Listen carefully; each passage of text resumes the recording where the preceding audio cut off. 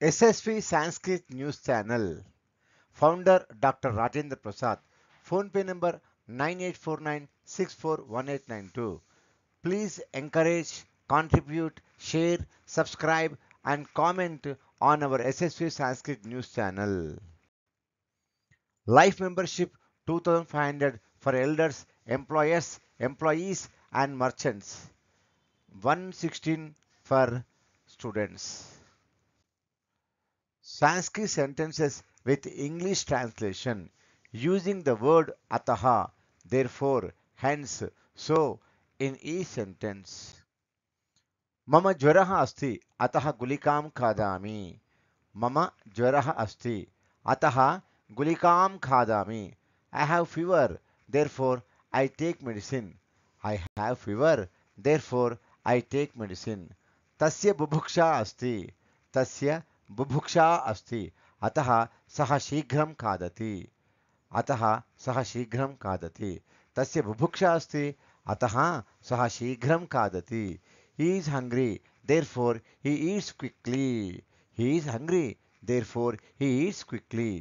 वृष्टिः अस्ति अतः छत्रं नयामि. वृष्टिः अस्ति अतः छत्रं नयामि. It is raining, therefore I carry an umbrella. It is raining, therefore I carry an umbrella. मम दृष्टिदोषः अस्ति अतः उपनेत्रं धरामि. मम दृष्टिदोषः अस्ति अतः उपनेत्रं धरामि. I have a defect in eyesight, therefore I wear spectacles. I have a defect in eyesight, therefore I wear spectacles. अद्य शिवरात्रिः अस्ति अतः अहं रात्रौ निद्रां न करोमि.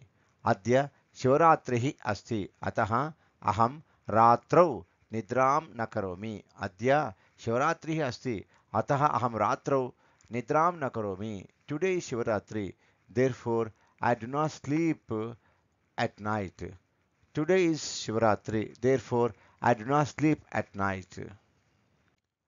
बालकः सम्यक् पठितवान् अतः प्रथमस्थानं प्राप्तवान्. बालकः सम्यक् पठितवान् अतः प्रथमस्थानं प्राप्तवान्. The boy studied well, therefore he secured the first rank. The boy studied well, therefore he secured the first rank. अहं मधुरम् इच्छामि अतः मम अम्बा मदर्थं मधुरं पचति. अहं मधुरम् इच्छामि अतः मम अम्बा मदर्थं मधुरं पचति. I want something sweet, therefore my mother cooks sweets for me. I want something sweet, therefore my mother cooks sweets for me. भगिन्याः विलम्बः अभवत् अतः सा त्वरया गच्छति. भगिन्याः विलम्बः अभवत् अतः सा त्वरया गच्छति. My sister got delayed, therefore she goes quickly. My sister got delayed, therefore she goes quickly. परीक्षाकालः आगतः अतः छात्रः श्रद्धया पठति.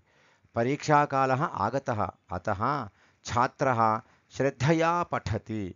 The examination time has arrived, therefore the student studies with devotion. The examination time has arrived, therefore the student studies with devotion. दीपावलिः अस्ति अतः सः नूतनवस्त्रं क्रीणाति. दीपावलिः अस्ति अतः सः नूतनवस्त्रं क्रीणाति. It is Deepavali, therefore he buys new clothes. It is Deepavali, therefore he buys new clothes. धन्यवादः. नमस्ते.